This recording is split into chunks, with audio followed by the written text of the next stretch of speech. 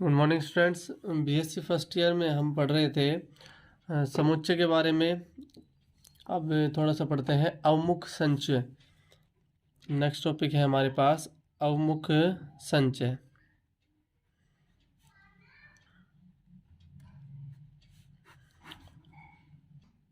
तो भी अवमुख संचय होता क्या है? किसी समष्टि के बारे में बात करते हैं। समष्टि के परिमित बिंदुओं का अवमुख संचय जो है वो निम्न प्रकार परिभाषित होगा। किसी समष्टि e की पावर n के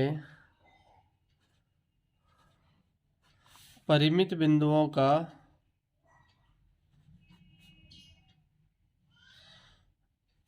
जो कि बिंदु थे x1, x2, x3 से लगाकर xn, अवमुख संचय निम्न प्रकार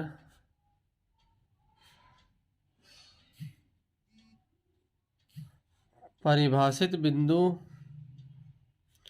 होता है जहाँ x बराबर λ1 x1 प्लस λ2 x2 से लगाकर λn xn, और सभी x को आप लिख सकते हो summation i is equal to 1 to n lambda i और xi for all i is equal to क्या है 1 2 3 से लगाकर n तक, तथा सभी लैम्डा का योग i बराबर 1 to n लैम्डा i बराबर होता है 1, और सारे लैम्डा i जो हैं वो क्या है ग्रेटर देन इक्वल टू 0। तो यह कहलाता है अवमुख संचय।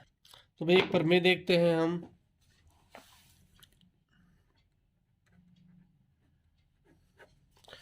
सिद्ध करो कि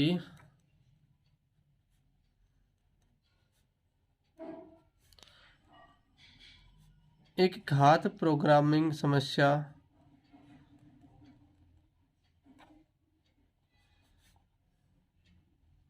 ये रैखिक प्रोग्रामिंग समस्या ही है भाई के सभी सुसंगत हलों का समुच्चय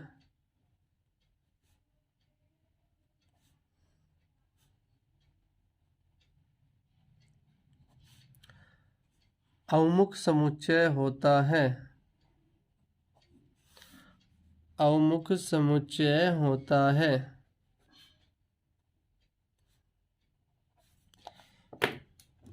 तो इस प्रमेय को हल करेंगे कि सभी सुसंगत हलों का समुच्चय जो है वह अवमुख समुच्चय होता है। तो भाई माना एक घात प्रोग्रामिंग समस्या का प्रतिबंध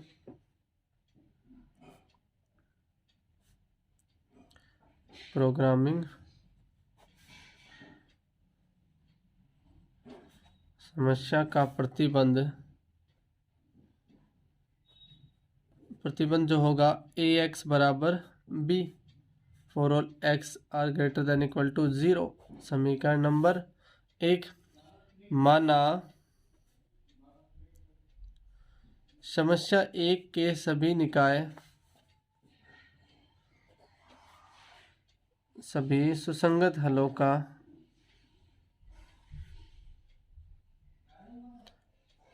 समुच्चय S है, तब इन सभी के सुसंगत हलों का समुच्चय S हो तो x1, x2 किस में बिलोंग करेगा? S पे बिलोंग करेगा। तब हम कह सकते हैं ax1 बराबर b और ax2 बराबर b for all x1 x2 is greater than equal to 0। समीकरण नंबर आ गई हमारे पास 2। माना x3 जो है x1 तथा x2 को मिलाने वाले रेखाखंड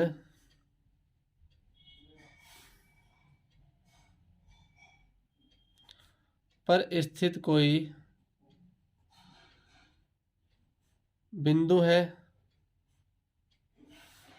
तब रेखाखंड की परिभाषा से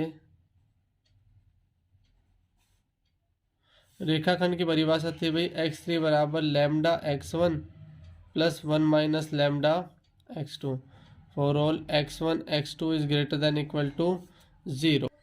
दोनों पक्षों को a से गुणा करने पर जैसे अपने गुणा किया ax3 is equal to lambda ax1 plus 1 minus lambda ax2। ax3 बराबर ये ax1 बराबर क्या हो गया अपने पास b प्लस 1 माइनस लैम्डा, ये lambda b 1 minus lambda into b. ax3 बराबर पूरा कॉमन क्या गया हमारे पास, ये lambda b plus b minus lambda b से लैम्डा बी कैंसिल हो गया। ax3 बराबर b, जो कि है समीकरण नंबर 3। उन्हें x1 is greater than equal to 0, x2 is greater than equal to 0, तो भाई x3 जो था वो lambda x1 plus 1 minus lambda x2, तो ये पूरा भी क्या होगा, ग्रेटर देन इक्वल टू 0, अर्थात x3 is also greater than equal to 0। Equation number 4, समीकरण 3 व 4 से, समीकरण 3 और 4 से क्या मिला कि प्रत्येक प्रतिबंध के लिए प्रत्येक बिंदु के लिए ax3 बराबर b आ रहा है और सभी x क्या है वो x3 0 से बड़े हैं। तो भी हम क्या कह सकते हैं, ax3 is equal to b for all x3 is greater than equal to 0। तो भाई x3 किस में बिलोंग करेगा, s में, और जब s क्या था, s एक अवमुख समुच्चय है,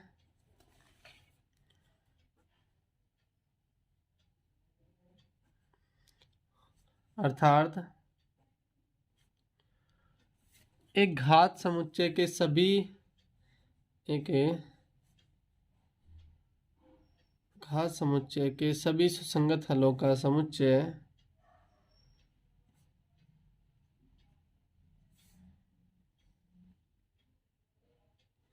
क्या कहलाता है, एक अवमुख समुच्चय कहलाता है, एक अवमुख समुच्चय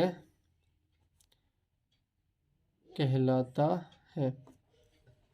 तो ये बात थी भाई अवमुख समुच्चय के बारे में कि भाई कोई भी जो है प्रोग्रामिंग समस्या है कि घात प्रोग्रामिंग समस्या, उसके सभी सुसंगत हलों का समुच्चय ही क्या कहलाता है, एक अवमुख समुच्चय कहलाता है। अब नेक्स्ट एक पर में और देखते हैं हम इसी के ऊपर,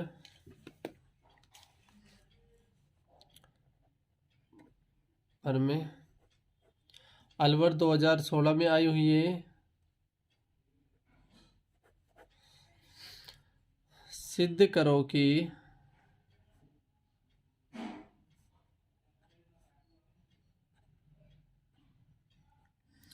परिमित बिंदुओं x1 x2 से लगाकर xn के सभी अवमुख समुच्चयों के सभी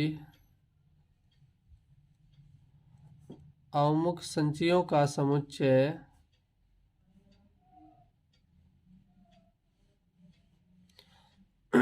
एक अवमुख समुच्चय होता है, एक अवमुख समुच्चय होता है। तो भी हमें सिद्ध करना है कि परिमित बिंदुओं जो कि x1 से लगाकर xn तक है कि सभी अवमुख संचयों का जो समुच्चय होगा वो क्या कहलाएगा, एक अवमुख समुच्चय कहलाएगा। तो सिद्ध करते हैं भाई इसको।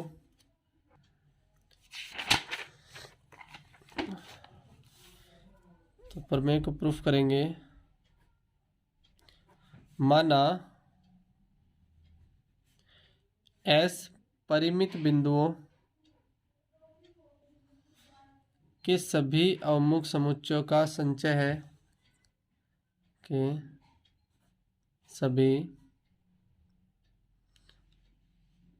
अवमुख संचयों का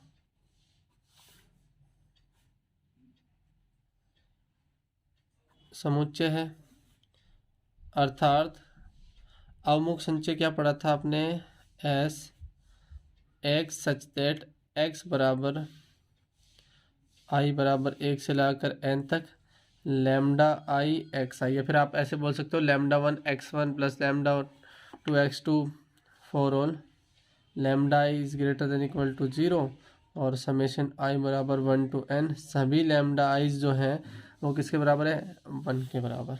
ठीक है। तो माना u कोमा v जो दो अवयव हैं किस समुच्चय के हैं, s के हैं। तो u को आप क्या लिख सकते हो भाई, समेशन i बराबर 1 से लाकर n लैम्डा आई डैश और एक्स आई, जहाँ लैम्डा आई डैश जो है वो सभी क्या है, 0 से बड़े। समेशन i बराबर 1 to n lambda I dash is equal to 1। ये आ गया हमारे पास समीकरण नंबर 1। इसी प्रकार v के लिए देखते हैं, समेशन i बराबर 1 to n। अब की बार ले सकते हो आप लैम्डा आई डबल डैश और एक्स आई, जहाँ lambda I double dash is always greater than equal to 0, i is equal to 1 to n सभी lambda I double dash is equal to 1। समीकरण नंबर आ गया हमारे पास 2। यदि u तथा v को मिलाने वाले रेखाखंड पर कोई बिंदु w है, यदि u तथा v को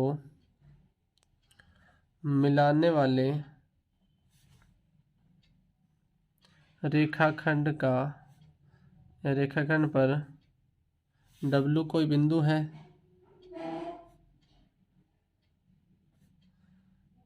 स्थित है, तब रेखाखंड की परिभाषा से, तो भाई डेफिनेशन ऑफ रेखाखंड मतलब ये लाइन की अपन ने एक परिभाषा पढ़ी थी, वो क्या थी, W is equal to mu u plus 1 minus mu और v, क्योंकि हमने पढ़ा था lambda x1 plus 1 minus lambda x2। तो यहाँ पे लैम्डा अपन पहले ले चुके थे, इससे मतलब आपने क्या ले लिया, एक म्यू ले लिया, और x1 की जगह आपके पास u है, x2 की जगह आपके पास क्या है, v है, जहाँ सभी लैम्डा की जगह आपने ले लिया mu is less than equal to 1 and greater than equal to 0।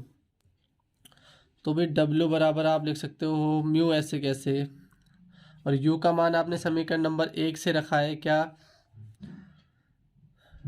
Summation I बराबर 1 to n lambda I dash और x I plus 1 minus mu, V का मान समीकरण नंबर 2 से I बराबर 1 to n lambda I double dash और x आई। ये मान आया कहाँ से, समीकरण 1 व 2 से। तो W बराबर आप क्या लिख सकते हैं भाई, समेशन I बराबर 1 to n mu lambda I dash और x I plus summation I बराबर 1 to n 1 minus mu lambda I double dash और एक्स आई। पूरे पे एक्स आई कॉमन आ रहा है, समेशन I बराबर 1 to n और आपने लिखा म्यू लैम्डा आई dash plus 1 minus mu lambda आई डबल डैश और बाहर ले लिया आपने एक्स आई। इसको आपने क्या मान लिया, बीटा आई।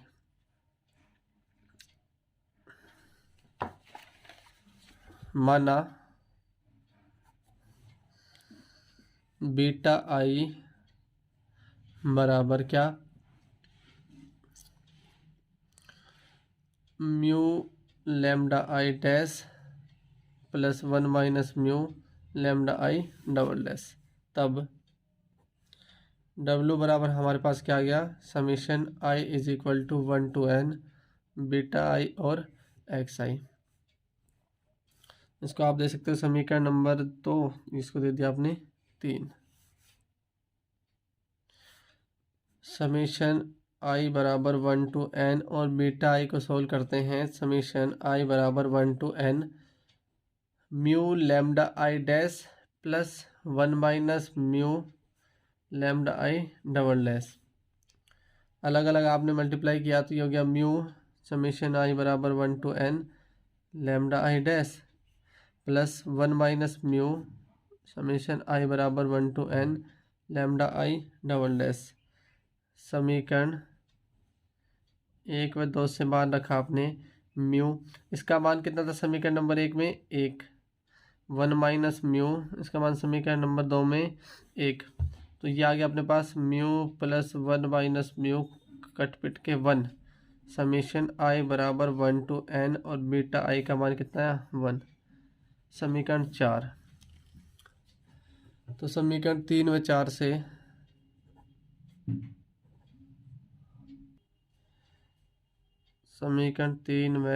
से क्या हुआ, W बराबर समीशन आई बराबर 1 to n beta I X आई, जहाँ beta I is greater than equal to 0 तथा समीशन आई बराबर 1 to n बीटा आई बराबर क्या है 1।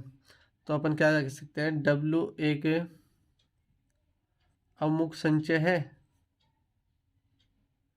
W एक अवमुख संचय है, तो S एक अवमुख समुच्चय होगा, क्योंकि सभी अवमुख संचय का समुच्चय जो है अवमुख समुच्चय होता है। भाई अपन लिया था U तथा V कोई दो बिंदु थे, उस पर एक बिंदु जो क्या था W उपस्थित था, तो हमने सिद्ध किया कि W भी क्या एक अवमुख संचय है, और इन सभी अवमुख संचय का समुच्चय ही क्या कहलाता है, अवमुख समुच्चय कहलाता है। तो ये पार्ट हो गया, पार्ट सेकंड कंप्लीट। इसके बाद हम पढ़ेंगे एलपीपी की कुछ प्रॉब्लम्स, और उन प्रॉब्लम्स में है सिंप्लेक्स कलन विधि। पार्ट थर्ड जो है उसमें पढ़ेंगे सिंप्लेक्स कलन विधि द्वारा हल करना। उसमें से एक क्वेश्चन जरूर आता है 4 या 5 नंबर का। तो नेक्स्ट वीडियो में पढ़ेंगे हम नेक्स्ट मेथड। Thank you.